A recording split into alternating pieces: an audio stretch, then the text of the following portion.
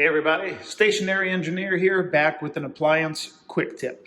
Today we have a Whirlpool WEG series where the internal light bulb is not working. So I'm going to go ahead and show you how to change it.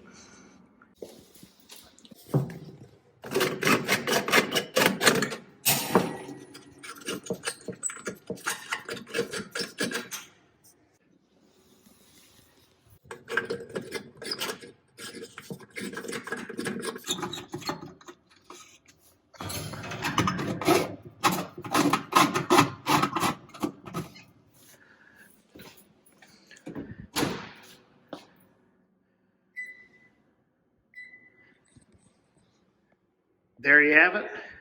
Thanks for watching The Stationary Engineer.